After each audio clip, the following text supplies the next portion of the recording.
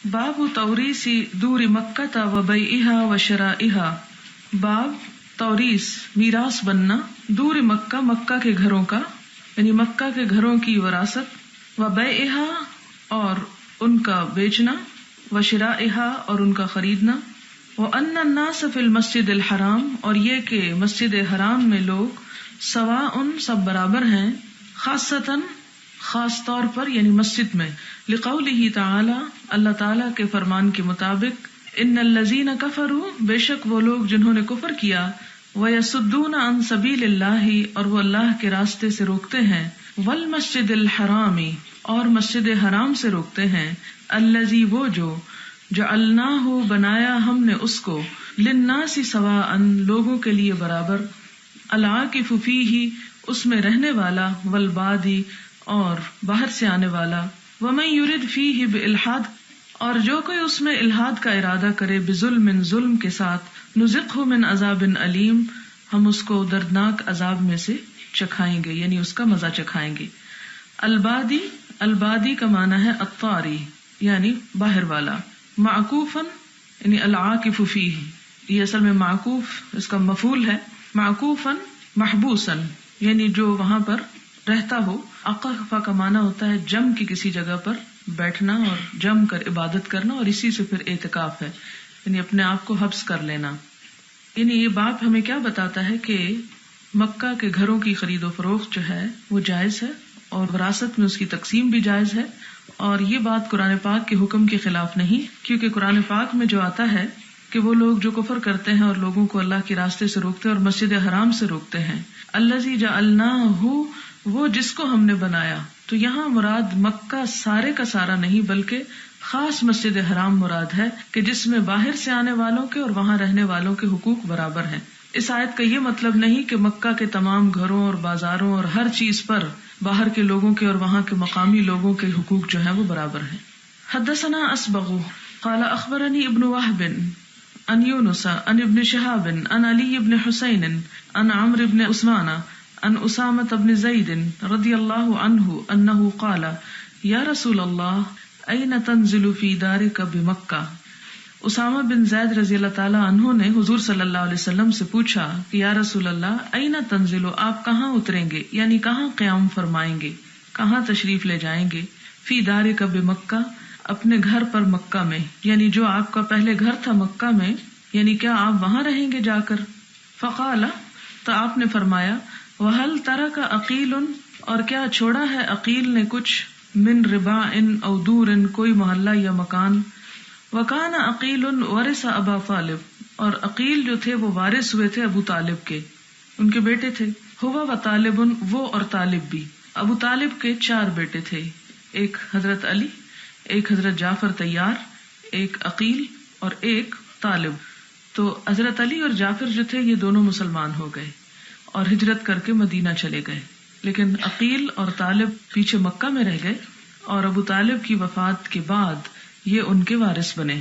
تو اب جب حضور صلی اللہ علیہ وسلم مکہ میں جا رہے تھے حج وغیرہ کے لیے، تو حضرت اسامہ نے پوچھا، جو حضرت زید ان کے منہ بولے بیٹے کے بیٹے تھے، کہ وہاں پر آپ کا قیام کہاں پر ہوگا، آپ کہاں ٹھہرنا چاہیں گے، اپنے اسی گھر میں جہاں پہلے رہتے تھے؟ تو آپ نے فرمایا کہ عقیل نے وہاں کیا چھوڑا ہوگا، یعنی سب کچھ بیچ کے ختم کر دیا، اب وہ گھر ہمارا کہاں۔ ولم یرثہ جعفر ولا علی رضی اللہ عنہما شیئا اور حضرت جعفر اور حضرت علی کو ورثے میں سے کچھ نہ ملا، لأنہما کانا مسلمین کیونکہ وہ دونوں مسلمان تھے، وکانا عقیل و طالب کافرین اور عقیل اور طالب جو تھے وہ دونوں کافر تھے۔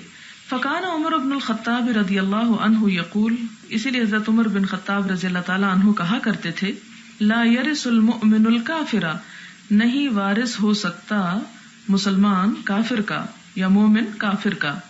قال ابن شہاب کہتے ہیں وکانوا یتأولون اور وہ تعویل لیتے تھے یا بات کا مطلب نکالتے تھے، کہاں سے؟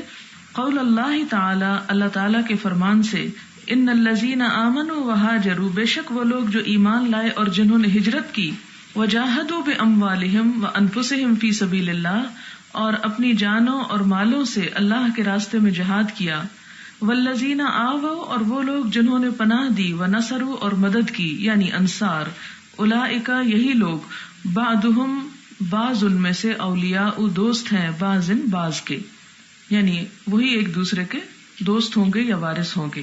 تو اس سے کیا پتہ چلتا ہے کہ جو لوگ مسلمان ہو جاتے، ہجرت کر کے مکہ سے مدینہ آ جاتے، تو ان کا تعلق اور رشتہ اس وقت انصار کے ساتھ قائم ہو جاتا اور اپنے اصل خون کے رشتوں سے ان کا تعلق جو تھا وہ کٹ جاتا، جس کے نتیجے میں جو بھی مسلمان ہو جاتا اس کے مسلمان ہونے کی وجہ سے وہاں پر جو پیچھے اس کے کافر رشتہ دار مکہ میں رہتے وہ اس کا مال وغیرہ سمیٹ لیتے تھے. اور اس کے برعکس جو مسلمان مدینہ میں چلے جاتے تو مدینہ میں جانے کے بعد ان کا رشتہ ایک طرح سے انصار کے ساتھ قائم ہو جاتا تھا. تو یہ آیت جو ہے یہ شروع اسلام میں جب ہجرت ہوئی تھی یہ بات نازل ہوئی اور یہ بتایا گیا کہ مسلمان جو ہے وہ کافر کے وارث نہیں ہوں گے، بلکہ مسلمانوں کی رشتہ داری اور دوستی اور تعلق جو ہے وہ مدینہ کے انصار کے ساتھ ہوگا. لیکن اس کے بعد ایک اور آیت نازل ہوئی جس میں آتا ہے کہ وَأُولُو الْأَرْحَامِ بَعْضُهُمْ أَوْلَىٰ بِبَعْضٍ کے جو رشتہ دار ہیں یا خون کے رشتے ہیں وہ آپس میں ایک دوسرے کے زیادہ حقدار ہیں. اس کی روح سے پھر مہاجرین جو تھے وہ انصار کے وارث تو نہیں ہوئے. لیکن یہ حدیث لانے کا مطلب دراصل کیا ہے، وہ یہ ہے کہ مکہ کے گھر جو ہیں وہ وراثت میں ایک دوسرے کو جا سکتے ہیں. خواہ اس دور میں کافروں کے وارث ہوتے تھے، لیکن بعد میں بھی اس میں کوئی تبدیلی نہیں ہوئی کہ آپ صلی اللہ علیہ وسلم نے کوئی ایسا قانون دیا ہو جس کی روح سے ان گھروں کی یا وہ مال اور ملکیت جو مکہ میں لوگوں کی تھی اس میں کسی قسم کی کوئی کمی واقع ہو. باب نزول النبی صلی اللہ علیہ وسلم مکہ تھا، نبی صلی اللہ علیہ وسلم کا مکہ میں اترنا، قیام فرمانا. حدثنا ابو الیمان اخبرنا شعیب عن الزہری قال حدثني ابو سلمة ان ابا هريرة رضی اللہ عنہ قال قال رسول اللہ صلی اللہ علیہ وسلم حين اراد قدوم مکہ، کہ نبی صلی اللہ علیہ وسلم نے جب مکہ آنے کا ارادہ کیا تو کیا فرمایا، منزلنا غدا، ہمارا قیام کل، انشاء اللہ بخیف بنی کنانہ، یعنی خیف بنی کنانہ میں ہوگا، حیث تقاسموا علی الکفر، جہاں پر انہوں نے ایک دوسرے کے ساتھ قسمیں کھائی تھی یا عہد کیا تھا کفر پر. یعنی آپ کہاں پر اترے، مکہ میں آ کر خیف بنی کنانہ میں. حدثنا الحمیدی حدثنا الولید حدثنا الاوزاعی قال حدثني الزہری عن ابی سلمۃ عن ابی ہریرہ رضی اللہ عنہ قال قال النبی صلی اللہ علیہ وسلم من الغد یوم النحر، آپ صلی اللہ علیہ وسلم نے فرمایا من الغد یعنی کل میں سے، یوم النحر ہے، وہو بمنا، اور وہ منا میں ہوگا، نحن نازلون غدا بخیف بنی کنانہ، ہم اترنے والے ہیں کل، کہاں پر، خیف بنی کنانہ میں، حیث تقاسموا، جہاں پر انہوں نے قسمیں کھائیں، علی الکفر، کفر پر. یعنی بذالک، آپ کا مطلب اس سے تھا المحسب، محسب کا مقام. محسب جو ہے اس کا جو روٹ ہے ہے سواد بے، حسب کہتے ہیں کنکری کو، پتھر کو. قرآن پاک میں ایک آیت آتی ہے نا کہ انتم وما تعبدون من دون اللہ حسب جہنم، کہ تم اور جن کی تم عبادت کرتے ہو اللہ کو چھوڑ کر وہ جہنم کا ایندھن بنے گے، ایک طرح سے پتھر بنے گے. تو یہ پتھر مارنے کی جگہ کون سی ہے؟ منا. تو خیف بنی کنانہ سے مراد منا کا مقام ہے جہاں پر آپ صلی اللہ علیہ وسلم نے قیام فرمایا. تو آپ صلی اللہ علیہ وسلم نے یہاں پر نزول فرمایا. وذالک ان قریشا وکنانہ تحالفت علی بنی ہاشم و بنی عبد المطلب او بنی المطلب. اور آپ نے یہ کیوں فرمایا کہ تقاسموا علی الکفر؟ قصہ یہ ہے کہ قریش جو تھے اور کنانہ، انہوں نے کیا کیا، تحالفت، قسم کھائی، کس کے اوپر، علی بنی ہاشم، بنو ہاشم کے خلاف، و بنی عبد المطلب، اور بنو عبد المطلب کے خلاف، او بنی المطلب، یا بنو مطلب کے خلاف. کس بات کی قسم کھائی، اللہ یناکحوہم، کہ وہ ان سے نکاح نہ کریں گے، ولا یبایعوہم، اور ان سے خرید و فروخت نہ کریں گے، حتی یسلموا الیہم النبی صلی اللہ علیہ وسلم، یہاں تک کہ وہ نبی صلی اللہ علیہ وسلم کو ان کے سپرد نہ کر دیں. یعنی جب آپ نے اسلام کی دعوت دی تو عرب جاہلیت کی رواجی خاندانی حمایت کی بنا پر بنو ہاشم اور بنو مطلب یا بنو عبد المطلب نے آپ صلی اللہ علیہ وسلم کو پناہ دی، باوجود اس کے کہ وہ مسلمان نہیں تھے. تو اس پر جو دوسرے قبیلے تھے قریش اور کنانہ کے، انہوں نے ان کے ساتھ ایک طرح سے دشمنی پیدا کر لی اور کہا کہ ہمارا تمہارا بائیکاٹ ہے جب تک کہ تم کیا نہ کرو، حضور کو ہمارے حوالے نہ کر دو. وقال سلامت عن عقیل ویحیی بن الضحاک عن الاوزاعی اخبرنی ابن شہاب وقال بنی ہاشم وبن المطلب قال ابو عبداللہ بن المطلب اشبہ کہ بن المطلب لفظ جو ہے یہ زیادہ درست معلوم ہوتا ہے. کہا جاتا ہے کہ یہ ایک تحریری معاہدہ ہوا تھا اور اس کے بعد اس کو خانہ کعبہ میں لٹکایا گیا تھا. یہ ایک طرح سے قطع تعلقی کا معاہدہ تھا اور کہا یہ جاتا ہے کہ اس معاہدے کو دیمک چاٹ گئی تھی اور صرف وہ جگہ بچی تھی جہاں پر لفظ اللہ لکھا ہوا تھا. اور اس بات کی اطلاع حضور صلی اللہ علیہ وسلم نے حضرت ابو طالب کو دی اور انہوں نے قریش کو کہا کہ جا کے تم دیکھ لو کہ ایسا ہی ہوگا. یعنی آپ نے ایک طرح سے پیشن گوئی کی اور وہی ہوا اور یہ دیکھ کر وہ حیران رہ گئے اور یہ ایک بہت بڑی نشانی تھی. لیکن انہوں نے نہیں مانی اس لیے کہ جب دل ٹیڑھا ہو جائے تو اس طرح کی کوئی بھی چیز انسان پہ اثر نہیں کرتی. یہی وجہ تھی ان کے کفر اور عناد کی.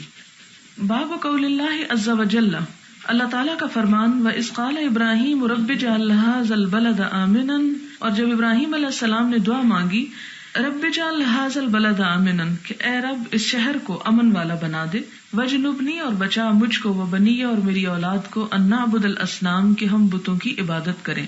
رب اے رب انہن بے شک انہوں نے کنہوں نے ان بتوں نے اضللنا گمراہ کر دیا کثیرا من الناس بہت سے لوگوں کو فمن تبعنی تو جو کوئی میری پیروی کرے فانہ منی تو بے شک وہ مجھ سے ہے ومن عصانی اور جو میری نافرمانی کرے فانک غفور الرحیم تو بے شک آپ غفور الرحیم ہیں. ربنا اے ہمارے رب انی اسکنت بے شک میں نے بسایا من ذریتی اپنی اولاد میں سے بوادن ایک وادی میں غیر ذی زرع جو غیر زرعی ہے یعنی کچھ نہیں اگاتی زراعت کے قابل نہیں عند بیتک المحرم تیرے محرم باعزت گھر کے قریب. ربنا لیقیموا الصلاۃ اے ہمارے رب تاکہ وہ قائم کرے نماز کو. فاجعل افئدۃ من الناس تو کر دے لوگوں کے دلوں کو تہوی الیہم کہ ان کی طرف مائل ہوں ان سے محبت کریں. اس سے کیا پتہ چلتا ہے کہ حضرت ابراہیم علیہ السلام نے ہی اس شہر کو آباد کیا اور اپنی اولاد کو بسایا اور ان کے لیے دعائیں مانگی جس کا اور جگہ پر ذکر آتا ہے کہ اللہ ان کو پھلوں میں سے رزق عطا کر. ساتھ ہی یہ بھی بتا دیا کہ جو بھی فرما برداری کرے گا وہی دراصل میری اولاد ہے یہ میری نسل ہے اور جو نافرمانی کرے گا تو خواہ اس کا خونی رشتہ مجھ سے ہو بھی کیوں نہ لیکن میں اس کو اپنے سے منسوب نہیں کرتا. ومن عصانی اور جو میری نافرمانی کرے. میری نافرمانی سے مراد یہاں حضرت ابراہیم علیہ السلام کی اس طریقے کی تھی کہ جو وہ یکسو ہو کر دین حنیف پر تھے یعنی شرک سے بیزار. یہ نہیں کہا کہ اللہ تو ان کو سزا دے بد دعا نہیں کی بلکہ کیا فرمایا فإنک غفور الرحیم آپ خود غفور الرحیم ہیں جو چاہیں ان کے ساتھ معاملہ کریں.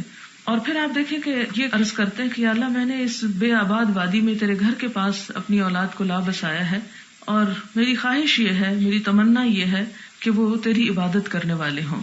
اور چونکہ انہوں نے بہت بڑی قربانی دی ہے آپ کو معلوم ہے کہ فلسطین کا علاقہ جو ہے وہ دنیا کا وہ علاقہ ہے جو انتہائی زرخیز اور انتہائی سرسبز جس کو قرآن میں بھی بار بار کیا کہا گیا کہ الذی بارکنا حولہ جس کے ارد گرد کو ہم نے برکت عطا کی ہے. تو اس ساری زرخیزی کے اندر سے نکال کر اپنی اولاد کو لے آنا مکہ جیسے بنجر علاقے میں تو یہ ایک بہت بڑی قربانی تھی. آپ دیکھیں کہ آپ صلی اللہ علیہ وسلم نے بھی ہجرت کی تھی مدینہ کی طرف. یہ ہجرتیں متعدد ادوار میں ہوتی رہی. یہاں حضرت ابراہیم علیہ السلام اپنی اولاد کے لیے جس طرح ہر باپ فکر مند ہوتا ہے کہ میرے بچوں کا کیا بنے گا تو وہ بھی اس لحاظ سے فکر مند ہے کہ کہیں ایسا نہ ہو کہ یہ جگہ اپنے درشتگی کی وجہ سے اور اپنے غیر زرعی ہونے کی وجہ سے لوگوں کے لیے قابل توجہ نہ ہو. تو حضرت ابراہیم علیہ السلام اپنی اولاد کے لیے دعا مانگتے کہ یا اللہ جو لوگ یہاں پر بسیں ان کے لیے لوگوں کے دلوں میں محبت پیدا کر دے اور اس گھر کی محبت بھی پیدا کر دے کہ لوگ یہاں پر جوک در جوک آئیں. اور اب بھی آپ دیکھیں کہ دنیا کے کسی بھی تاریخی اور تفریحی اور دلچسپی کے مقام سے بڑھ کر وہاں پر لوگوں کی توجہ ہوتی ہے. آپ کوئی بھی جگہ جب ایک دفعہ دیکھ لیتے ہیں تو دوبارہ وہاں جانے کو دل نہیں چاہتا. لیکن اللہ کا گھر ایک ایسی جگہ ہے حالانکہ وہ بھی ایک نارمل پتھروں اور مٹی اور ان تمام چیزوں سے مل کر بنا ہے اور اس کے اوپر جو کپڑا ڈالا ہوتا ہے وہ بھی انسانوں ہی کا بنایا ہوا کپڑا ہے. لیکن اس کے باوجود ایک دفعہ دیکھنے کے بعد یعنی جب تک نہیں دیکھا ہوتا تو بھی شوق ہوتا ہے اور جب ایک دفعہ انسان دیکھ لیتا ہے تو پھر وہ شوق کم ہونے کی بجائے یا ختم ہونے کی بجائے مزید بڑھ جاتا ہے. اور یہ اللہ تعالیٰ کی قدرت کی نشانیوں میں سے ایک نشانی ہے، اور حقیقتاً حضرت ابراہیم علیہ السلام کی دعا کی قبولیت کا مظہر ہے۔ باب قول اللہ تعالی جعل اللہ الکعبۃ البیت الحرام قیاما للناس، اللہ تعالیٰ کا ارشاد ہے کہ اللہ تعالیٰ نے کعبہ کو، جو عزت والا گھر ہے بیت الحرام، لوگوں کے زندگی کے قیام کا ذریعہ بنا دیا، والشہر الحرام، اور حرام مہینوں کو، والہدی، اور قربانی کے جانور، والقلائد، اور وہ جن کے گلوں میں پٹے ہیں، ذالک، یہ، لتعلموا، تاکہ تم جان لو، ان اللہ یعلم ما فی السماوات وما فی الارض، کہ اللہ تعالیٰ جانتا ہے جو آسمانوں میں ہے اور جو زمین میں ہے، وان اللہ بکل شیء علیم، اور بے شک اللہ تعالیٰ ہر چیز کو خوب جاننے والا ہے۔ اب اس آیت کا مطلب کیا ہے کہ اس گھر کو لوگوں کے قیام کا ذریعہ بنایا۔ ظاہر ہے کہ جس جگہ پر لوگ زیادہ ہوتے ہیں وہاں پر ضروریات زندگی کی کھپت زیادہ ہوتی ہے، اور اس ضروریات زندگی کے استعمال کی وجہ سے پھر کیا ہوتا ہے، وہاں پر اکنامک ایکٹیویٹی بڑھتی ہے، تجارت کو فروغ ملتا ہے۔ تو یہ تمام چیزیں لوگوں کے لیے ایک زندگی گزارنے کا اس بے آب و گیا صحرا میں سبب بنی۔ پھر اسی طرح حرام مہینوں میں جبکہ آس پاس کے لوگ اچک لیے جاتے تھے، مکہ اور اس کے رہنے والے اور حرم کے اندر رہنے والے جو تھے وہ ہر طرح کی جنگوں اور مصیبتوں اور آفات سے بچے رہتے، جس کے نتیجے میں وہاں پر ہر دم ایک لائف نظر آتی تھی۔ اور ویسے بھی بیت الحرام اور حرم کا علاقہ جو میقات کے اندر کی جگہ ہے، وہ تمام ایسی جگہ ہیں کہ جس میں کسی انسان یا کسی جانور، کسی پودے کو نقصان پہنچانے کی بھی اجازت نہیں، اور خصوصاً احرام پہنے ہوئے۔ اور آپ دیکھیں کہ جتنے بھی لوگ وہاں پر آتے ہیں حج اور عمرے کی نیت سے، وہ احرام کے ساتھ داخل ہوتے ہیں، گویا ان کی آمد خواہ وہ ہزاروں اور لاکھوں کی تعداد میں کیوں نہیں ہوتی، اس کے باوجود وہاں پر امن و امان قائم رہتا ہے، کیونکہ یہ حدود اور یہ پابندیاں اللہ تعالیٰ نے خود قائم کر دی۔ اگر یہ حدود نہ ہوتی تو آپ دیکھیں کہ کسی بھی جگہ پر جب لوگ اکٹھے ہوتے ہیں تو جس طرح کے فسق و فجور اور فساد ہوتا ہے وہ جگہ بھی اس سے پاک نہ رہتی، اور دور جاہلیت میں ایسا ہوتا بھی رہا۔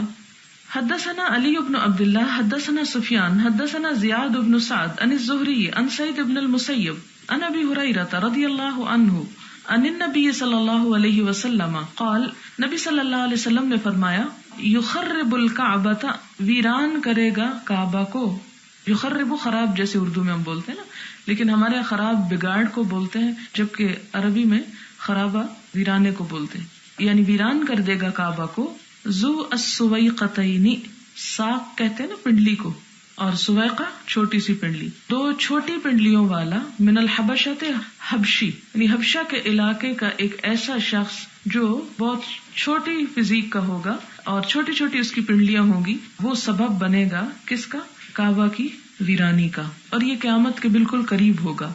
حدثنا یحییٰ بن بکیر حدثنا اللیث عن عقیل عن ابن شہاب عن عروہ عن عائشہ رضی اللہ عنہا وحدثني محمد بن مقاتل قال اخبرني عبد الله هو ابن المبارك قال اخبرنا محمد بن ابي حفصة عن الزهري عن عروة عن عائشة رضی اللہ عنہا قالت كانوا يصومون عاشوراء، وہ روزہ رکھا کرتے تھے عاشورہ کا، قبل ان يفرض رمضان، اس سے پہلے کہ فرض کیا گیا رمضان، یعنی رمضان کے روزے فرض ہونے سے پہلے لوگ عاشورہ کا روزہ رکھتے تھے۔ وَكَانَ يَوْمًا تُسْتَرُ فِيهِ الْكَعْبَةُ، اور یہ وہ دن ہوتا تھا جس میں کعبہ کو ڈھانپا جاتا، یعنی سطر کیا جاتا، یعنی غلاف پہنایا جاتا تھا۔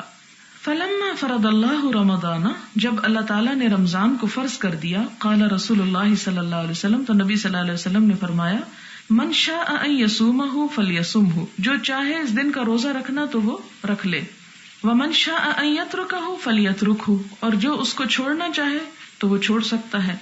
اس حدیث کو یہاں پر لانے کا مطلب یہ ہے، یعنی کعبہ کی کچھ خصوصیات اور کچھ فضیلتیں بتائی جا رہی ہیں ان تمام آیتوں اور حدیثوں میں، کہ کعبہ کو غلاف پہنانا یہ دور جاہلیت سے جاری ہے۔ اسلام نے آ کے اس کو ڈس اپروو نہیں کیا، بلکہ اس رسم کو باقی رکھا، اور اس سے کعبے کی عظمت ثابت ہوتی ہے اور کعبے کی حرمت۔ کسی بھی قابل احترام چیز کو ڈھانپا جاتا ہے، اس لحاظ سے عورت بھی قابل احترام ہے۔ حدثنا احمد حدثنا ابی حدثنا ابراہیم عن الحجاج بن حجاج عن قتادہ عن عبد اللہ بن ابی عتبہ عن ابی سعید الخدری رضی اللہ عنہ عن النبی صلی اللہ علیہ وسلم قال لَيَحُجَّنَّ الْبَيْتَ وَلَيُعْتَمَرَنَّ بَعْدَ خُرُوجِ يَأْجُوجَ وَمَأْجُوجَ، ابو سعید خدری روایت کرتے ہیں کہ انہوں نے نبی صلی اللہ علیہ وسلم سے سنا، آپ نے فرمایا لَيَحُجَّنَّ الْبَيْتَ، حج ہوتا رہے گا بیت اللہ کا، وَلَيُؤْتَمَرَنَّ، اور عمرہ بھی ضرور ہوگا، کب؟ بعد خروج یاجوج و ماجوج، یاجوج ماجوج کے نکل آنے کے بعد بھی۔ یہ قیامت کی 9 نشانیاں ہیں، آپ نے پڑھی ہوں گی قرآن پاک کی تفسیر میں کہ وہ دھواں اٹھے گا اور یاجوج ماجوج نکلے گا اور زمین سے ایک جانور نکلے گا، اور بھی نشانیاں ہیں جس میں ایک نشانی یاجوج ماجوج کے نکلنے کی ہے۔ اور قرآن پاک میں بھی اس کا ذکر آتا ہے کہ وَمِن كُلِّ حَدَبٍ يَنسِلُونَ، کہ ہر بلند جگہ سے وہ نیچے کو اتر آئیں گے، یعنی ایک طرح سے بربادی اور فساد زمین میں پھیلا دیں گے، لیکن ان کے فساد کے باوجود بھی حالات اتنے خراب نہیں ہوں گے۔ اس کی علامت کیا کہ حج اور عمرہ ابھی جاری رہے گا، ان کا جو ریچ ہے یا اپروچ ہے وہ کعبہ تک نہیں ہوگی کہ وہ اس پہ دخل اندازی کر کے حج کو بند کریں۔ تابعہ ابان و عمران عن قتادہ فقال عبد الرحمن عن شعبہ قال لا تقوم الساعة، آپ نے فرمایا کہ نہ قائم ہوگی قیامت حتی لا یحج البیت، یہاں تک کہ نہ حج کیا جائے بیت اللہ کا، یعنی قیامت کے بالکل قریب بیت اللہ کا حج ختم ہو جائے گا، وہاں پر ایک طرح سے بربادی ہو جائے گی، ویرانی ہو جائے گی۔ والاول اکثر سمع قتادہ عبداللہ ابن ابی عتبہ و عبداللہ سمع ابا سعید۔ یاجوج اور ماجوج جو ہیں، یہ جیسا کہ آپ جانتے ہیں کہ ان کی کچھ علامات حدیث میں بیان ہوئی ہیں، ان کو سامنے رکھ کر کچھ مفسرین کا خیال ہے کہ یہ ترک یا روسی اقوام میں سے ہوں گے۔ باب و کسوت الکعبہ، کعبے پر غلاف چڑھانا۔ کہتے ہیں کہ سب سے پہلے تبہ ہمیری نے، تبہ ہے ہمیر کے بادشاہوں کا لقب، جیسے مصر کے بادشاہوں کا فرعون ہے، اسی طرح تبہ جو ہے یہ ہمیر کے بادشاہوں کا۔ تو سب سے پہلے جس نے غلاف چڑھایا وہ اسلام سے 900 سال پہلے تبہ ہمیری نے تھا۔ بعضوں نے اور باتیں بھی بتائی ہیں۔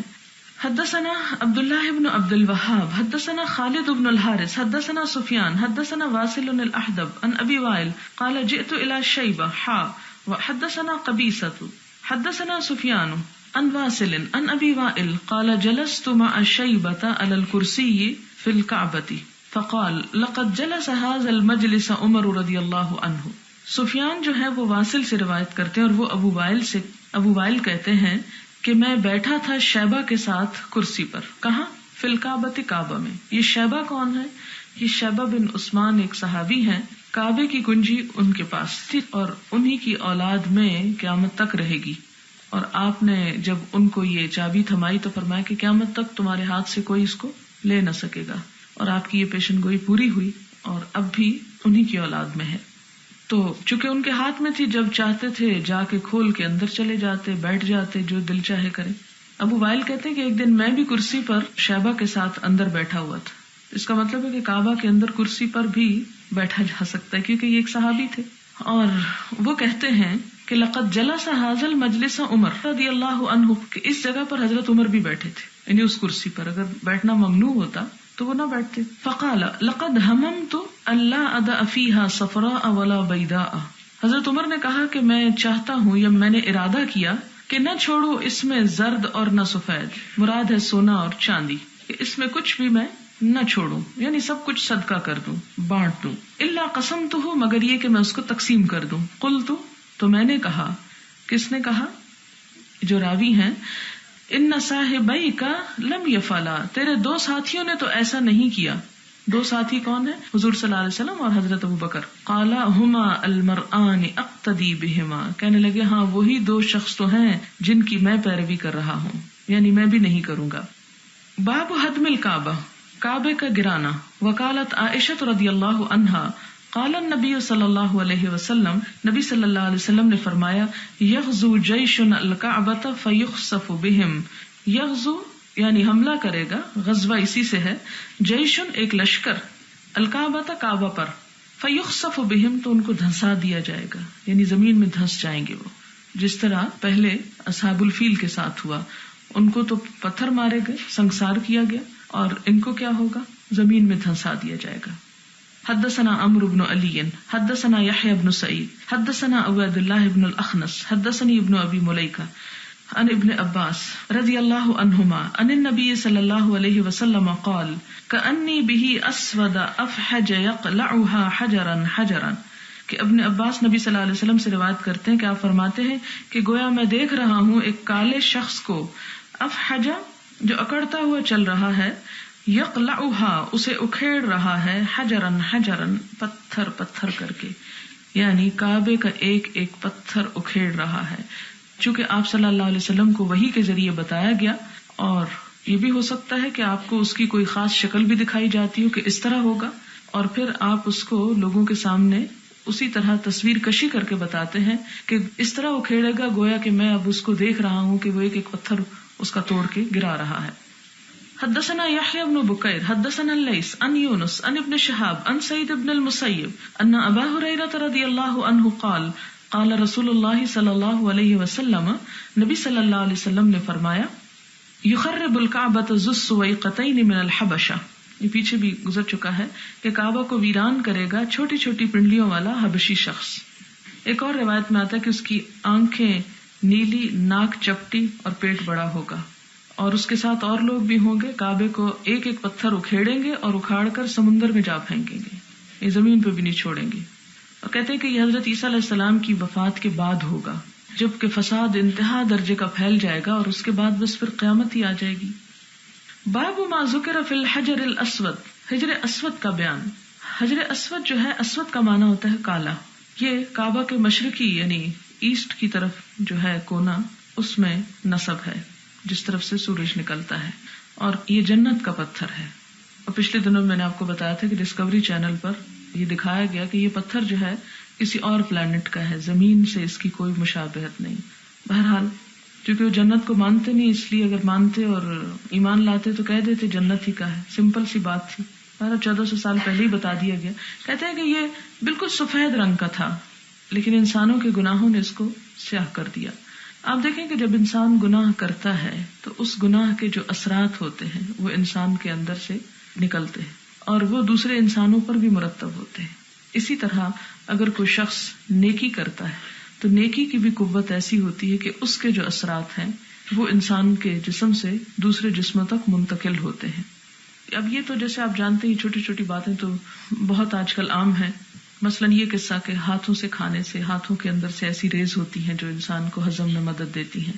کل ہی مجھے کسی نے بتایا کہ ویسٹ میں یہ پروو کیا گیا کہ عورتوں کے بالوں کے اندر سے ایسی ریز نکلتی ہیں جو ڈائریکٹ مردوں کو اپیل کرتی ہیں.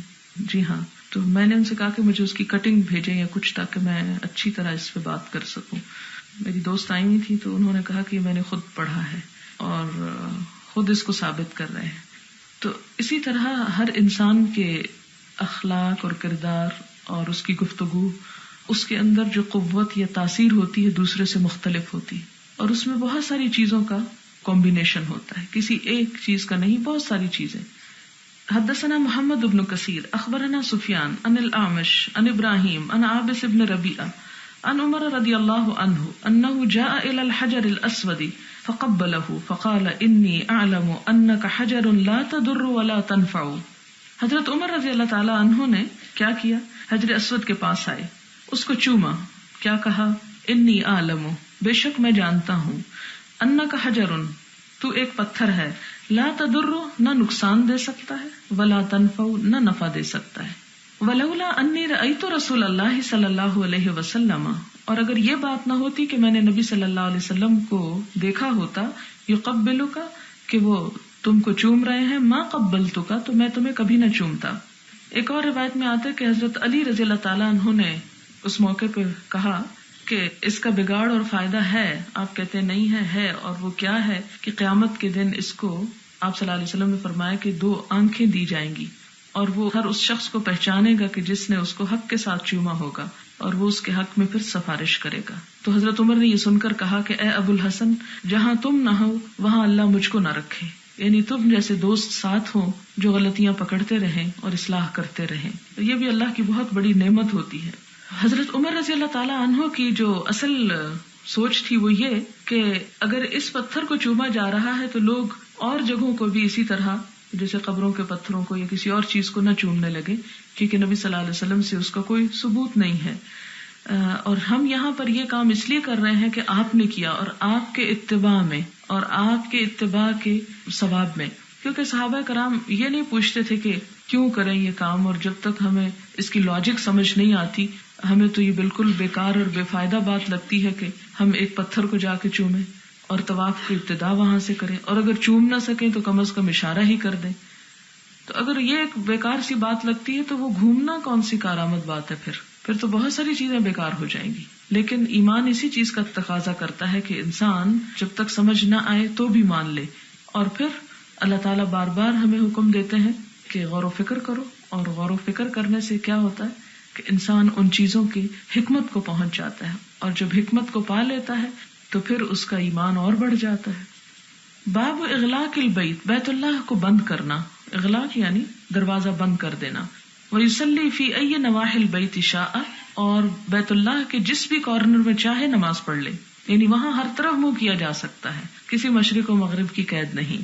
اور دنیا میں واحد وہی ایک جگہ ہے جہاں پر ہر طرف منہ کرنے میں ایک ہی چیز سامنے آتی ہے. حدثنا قتيبة بن سعيد حدثنا الليث عن ابن شهاب عن سالم عن أبيه أنه قال دخل رسول الله صلى الله عليه وسلم البيت، کہ نبی صلی اللہ علیہ وسلم بیت اللہ میں داخل ہوئے. ہوا و اسامہ بن زید، وہ خود بھی اور اسامہ بن زید، و بلال و عثمان بن طلحہ، یہ چار لوگ. کون کون؟ نبی صلی اللہ علیہ وسلم، اسامہ، بلال اور عثمان بن طلحہ. فاغلقوا علیہم، اور انہوں نے اندر جا کے دروازہ بند کر دیا. فلما فتحوا، جب انہوں نے کھولا، کنت اول من ولجا، تو میں پہلا تھا جو اندر گھس گیا. یہ کون تھے گھسنے والے؟ عبداللہ بن عمر. اور یہ کس تجسس میں تھے؟ کہتے ہیں کہ کنت اول من ولجا فلقیت بلالا، میں بلال سے ملا، فسألته، تو میں نے ان سے پوچھا، هل صلی فیہ رسول اللہ صلی اللہ علیہ وسلم، کیا نبی صلی اللہ علیہ وسلم نے اس میں نماز پڑھی ہے؟ قال نعم، بلال نے کہا ہاں. بین العمودین الیمانیین، دو یمنی